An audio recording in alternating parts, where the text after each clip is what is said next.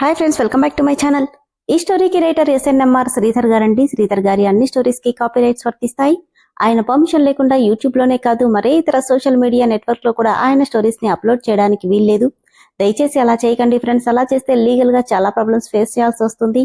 అలానే ఈ స్టోరీస్ చదువుతున్న వాళ్ళైనా వింటున్న వాళ్ళైనా మీరు మరే ఛానల్లోనైనా శ్రీధర్ గారి స్టోరీస్ ని చూసినట్లయితే వెంటనే నాకు కామెంట్ బాక్స్ లో మెసేజ్ చేయండి.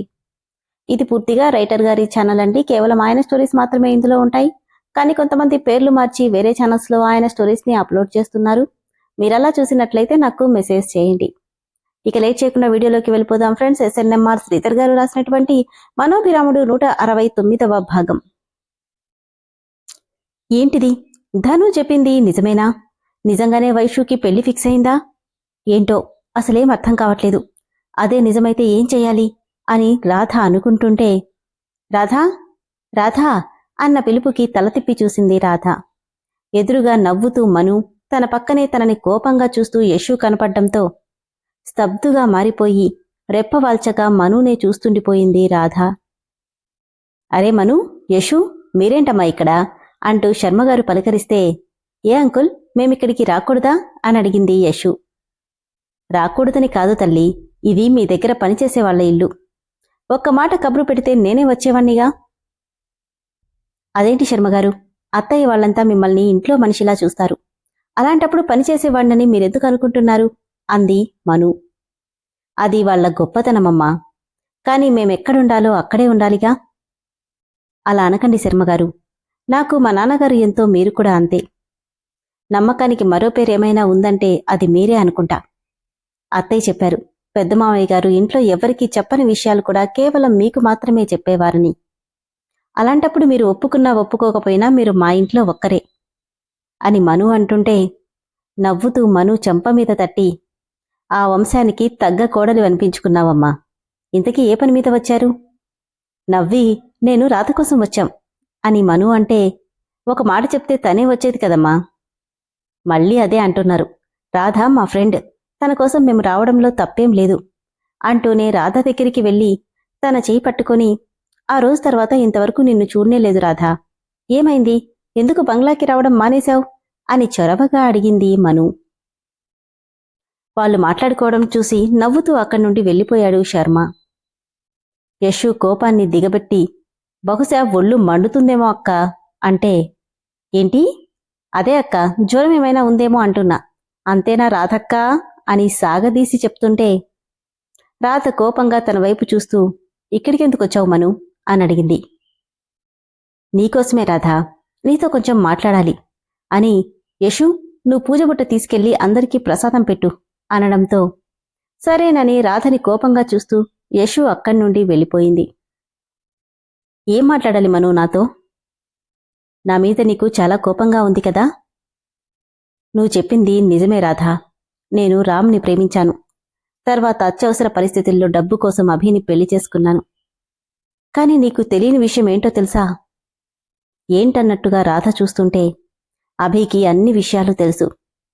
ఆయన మీద ప్రేమతో నువ్వు నాతో మాట్లాడి వెళ్ళిన తర్వాత నీ మాటల్లో ఎంత నిజముందో అర్థమైంది. అందుకే ఆయన నుండి, ఆ ఇంటి నుండి దూరంగా వెళ్ళిపోవాలనుకున్నాను.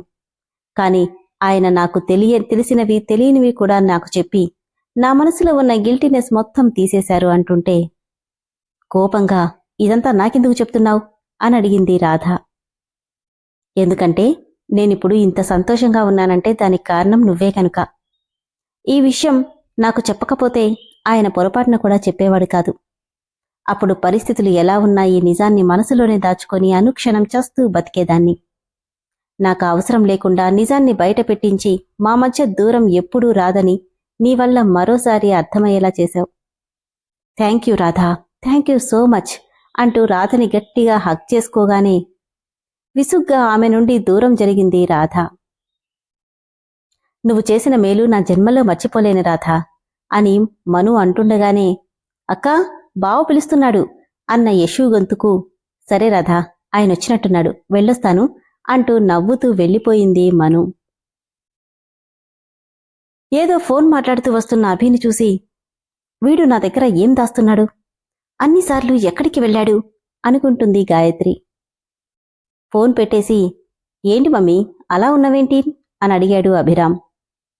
ఇప్పుడు వీణ్ణి అడిగినా ఏమీ చెప్పడు సరికదా, ఏదో ఒక మాయ చేస్తాడు అని గాయత్రి అనుకుంటుంటే, నిన్నే మమ్మీ, ఏంటలా చూస్తున్నావు?